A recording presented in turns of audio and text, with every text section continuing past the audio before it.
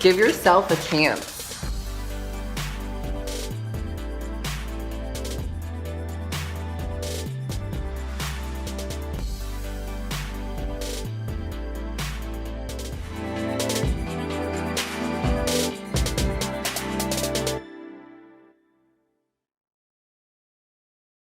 You're like my good friend Katie, and I haven't seen you in how long? Couple months. It's been a while. It's been a while, and I wanted to bring you in to my house to have this amazing dinner that you cooked for me, and to talk about I think some topics that we really addressed in my book, a guidebook to selfie love, which you worked on. Mm-hmm. And so first, let's just cheers to that, because I want to get into this wine. Agreed. I want to start as like a youngin'. Let's like talk about us as young kids and like on the playground with all the kids around, like I want to say 5th grade is a good time, because that's when all the kids like started, like the boys, their voices started changing and everything started changing. I remember like family life in 5th grade and like the drama of it all. Oh my gosh. 5th grade, I was very sporty and awkward. Oh, really? And I've always been very artistic, but that like apparently wasn't the cool thing when I was in grade school. So it was never really something I talked about with a lot of people. It was just something I did. I drew on the side. They knew I was good at art, but the culture in my school was very revolved around athletics. Okay, so 5th grade was like the year I started getting really made fun of, because like kids were starting noticing differences, and like my voice never changed, so I had like this high voice. It's probably been the same like since puberty, and I like literally looked so adolescent, and like, you know, other kids were going like facial hair and stuff, and like that always made me uncomfortable. Like later in my life, I would talk to my mom and she'd be like, you need to shave. And I'm like, shave what? You know? And it was like so uncomfortable for me. But kids would start making fun of me because of my mannerisms and would call me gay. And like, it's so ironic now because I am openly gay now. But it took me a long time to get to that point. And I think in talking about sexuality, I think that was one of my biggest hurdles and why it took me so long to come out and find myself and like, you know, want to do that. So it was like, well, the first time that idea was introduced to you was in a derogatory manner. It was not something like your sexuality was something you were encouraged to go out and discover openly. It was, oh, you're gay and you're homo, you're whatever other derogatory term. So that leads me into geography. And where you grew up. So where did you grow up, and how do you think that affected your sexuality? Definitely. Because it probably did influence it. Oh, I grew up in Wheaton, Illinois, which is somewhat of a small town out like 40 minutes outside of Chicago. And it is extremely religious. It's not so much overtly like Bible banger type situation, but it's just very much a part of everyone's life. That is the ideology and the culture that everyone surrounds themselves with. So it's traditional families. And I remember just from a very young age, it was always about when you get married or when you find that man, or a big thing in my family, the way my mom kind of raised me was always, this is ladylike and this is not ladylike. And this is how a lady behaves. So from a very young age, that it really kind of bothered me. I'm like, what does that even mean? Yeah. What does it mean to be a lady just because my shirt is sportier or too tight or my boobs are too big for my age? Like, what does that even mean? By just being myself, my sexuality was constantly called into question. It was always, how are other people reading your behavior? And how are you sexualizing yourself by your behavior? And that always frustrated me. I like to say now that like where I grew up, it's kind of a mixed like half. It's like moderate and far like in terms of like political. I feel like there's like some people that like go to church and it's like a Catholic, you know, community. But then there's like a mixture of like us. We were Protestant and we didn't go to church, and like there was not a big religious aspect in my life growing up because my mom was like, you know, I don't need to go to church to be a good person. Like, you know, I believe in a higher power, but I don't need to go to church to be a good person. And like, I can pray from my house. So like my mom very much instilled that to us and like taught us, you know, to be a good person. And like, it's interesting because I don't think there was a lot of gender stereotyping or like gender influences of like, this is how a guy should be and this is how, it was more for my peers. I didn't go into private school, Catholic school until high school. Okay. And I went to a public middle school that was somewhat like, you know, liberal and like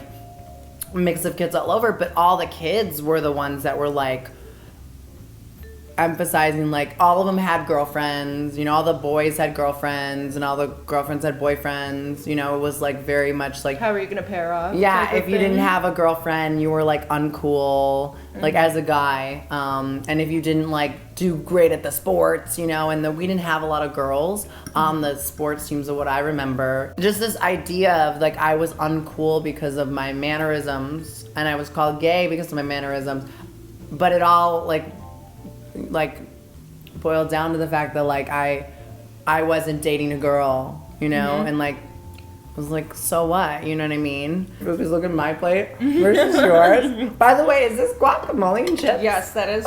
And then you put the strawberries in the salad. Yes. You're amazing. I love fruit in my salads. It just makes it so People much better. don't do it, I feel like. Body image, because this was touched on in your book, and this is something we've talked about as well. But what did you feel like growing up was an expectation of a male body image, and how you exceeded or fell short of, and how has it framed your perspective of your body in relation to societal expectations? Okay. In high school, because I went to private Catholic school and it was a sports school, it was like football, you know, baseball, whatever, and all these kids come in and they're like ripped, they got muscles, and like first thing that like the first week we're introducing and the first thing people mention, oh my God, you're so skinny, and like that has stuck with me to this day. And you know, and I started noticing it more and more, and like because I hung out with more girls in middle school, just because I felt more comfortable around girls, I felt more like they wouldn't judge me, and they wouldn't, you know, because I've always had a connection with girls, and I feel like it's because I want to say, and I don't know if this is wrong to say, but I feel like because of society and media and everything, I think women and girls are taught early on to be insecure through these images that they're put, like Definitely. So I just related to that, and I think we didn't make fun of each other because we couldn't compare each other. You were a girl and I was a guy, so we have like different body types alone, different parts, whatever, so we couldn't say shit about each other. Yes. Versus guys going into an all guys Catholic high school, it was like all these kids were super bulk and everyone would make fun of me, and I didn't try to bulk up, but everyone, so that's where it started for me, falling short, was the fact that like I didn't want to join the sports teams, I didn't want to do any of that. It was like, but I think that insecurity still carries with me today, and I haven't gotten over that. And I just had a conversation with a coworker today actually about this, he's like asking me, I'm not where I'm at, where I want to be in my body, and he's like, what do you mean by that? And I'm like, well, I still feel super skinny and I'm not comfortable with myself with my shirt off still, and it's just really, I think, stems back to that, and that idea that like a guy needs to have a six-pack, abs, and a low voice, and can't use their hands and can't be affectionate. I'm very emotional, you know that. I cry a lot, and like that's not allowed. Like this hyper masculinity, and I'm happy that nowadays, you know, everything's becoming more gender neutral and gender like less stereotypical, and like guys can do whatever guys, you know, if a guy cries, it's fine, whatever. But like that mentality, that hyper masculinity really stuck with me because I wanted to be that for so long, and then I realized there was like one day when I started writing the book, I just realized that I couldn't ever be that because that's not me. And that's not who I'm to be. Born to be. You don't. Yeah. It's just not who you are, and that's a wonderful thing. Really. Yeah, and speaking of on camera, let's talk about media because we both work in the media industry, and I think it's so funny because this was one of the things that I identified for me. And it's funny because I have a backstory or like more to say about this than I think most people. most guys, I should say, but I feel like the media really played an influence on me and my sexuality, specifically me coming out. In high school, because of all of that, we talked about like this hyper masculinity and me not feeling like I fit in, I kind of shut off from that. And because it was an all guys Catholic school, it was just, I was totally like not even focused on it, but I was focused on the media, which was creating YouTube videos. Yes. And so I watched a lot of YouTube, Shane Dawson, Brittany Louise Taylor, Olga Kay, and a lot of their content very diverse. And like, YouTube didn't have these rules that TV did, where it was like, well, I obviously watched YouTubers that are out as bi and some that have come out as gay and whatever. And like, I guess my media was pretty well rounded, and that gave me the confidence, I think, to start to think about coming out and thinking about who I am and who I like, because I watched these people who are my mentors create videos that had characters that were gay and two guys that were kissing, and it was like no big deal, and it was so open, and I think the biggest thing was the connection factor that was there. Like, I was watching these YouTubers, and it was like they were talking to me, you know what I mean? I think experimental. Yeah. Like, the beauty of YouTube is its nature to experiment. Experimental. That's the word. That's totally experimental. So I want to know what's your influence on media and how that influenced your sexuality. Started recognizing how subconsciously media influenced me at a later age. I saw when I saw the documentary Misrepresentation, that was a huge eye opener. It's like, everything you're telling me, I've known this, but I've never had it spelled out for me. But basically, it outlined how these subconscious exposures to these ads of women and how they're portrayed in magazines, and very much my influence of what I thought it meant to be a woman based on the guidelines that I received within my hearing my mom's interpretation of what it meant to be ladylike. That very much influenced what I thought I was supposed to be as a woman, but something that I did not identify with at all. Like, this idea that I'm supposed to be a certain way for someone else to approve was something I felt at my gut was just not right. That subconscious influence, how the way the media is structured, influences both genders, and how it influenced how I was treated as a woman. Yeah. And how I treated men. And so how men treat women. Yes. How men think they need to act. Yes. Yeah. That very much so. Like, going to a state school, I could not have seen gender roles defined more strongly. Really? It was ridiculous. Just at bars, just being approached or being touched without permission, and guys thinking they have to act a certain way because that's what they've been told, thinking that this behavior is okay. Let's talk about sex, baby. Let's talk about you and me. Let's talk about. I only know that part. So, you've been in the hookup game? Yeah, and I never really thought that I would.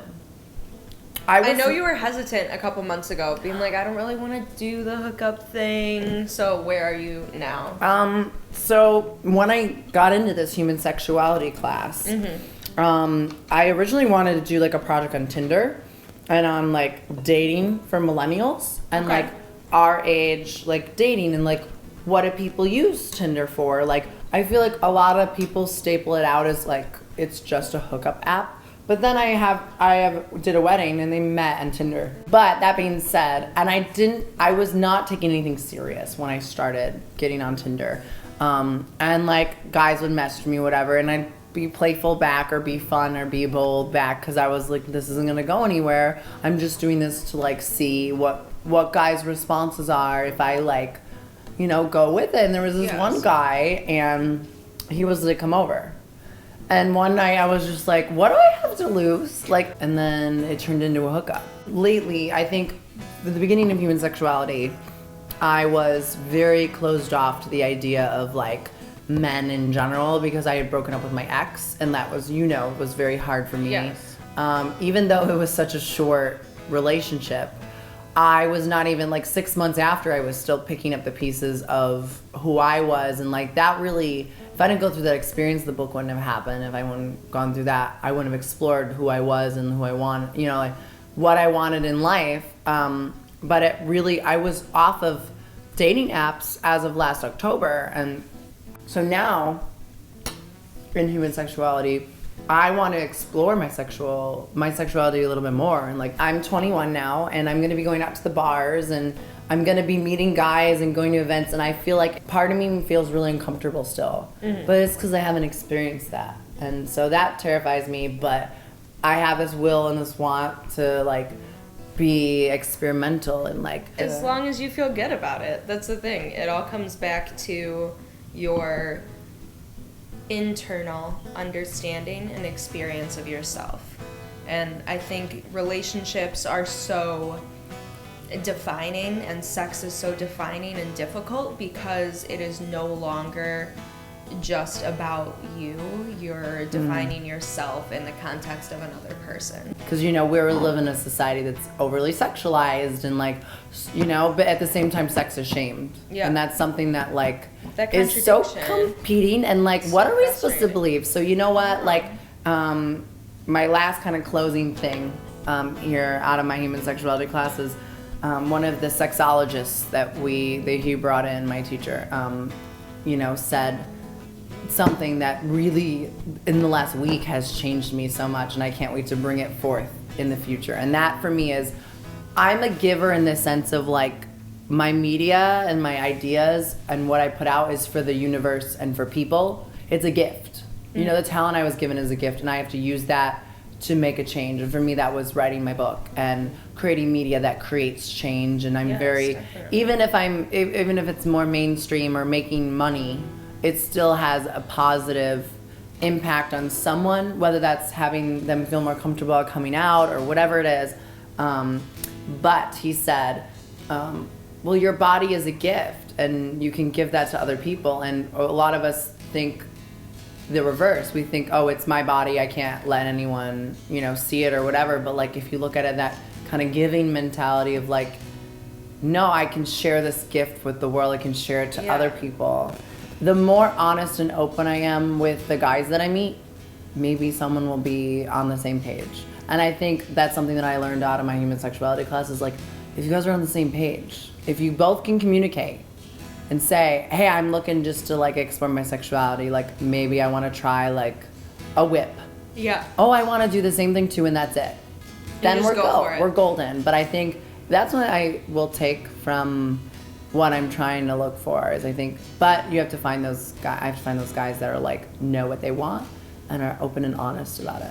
I So. think the importance is that very much, like knowing what you want and communicating that without apologizing. Yeah. And being able to selectively pick, like if someone doesn't align with what you want or what Yeah. you're feeling, being okay with saying no Yeah. and moving forward.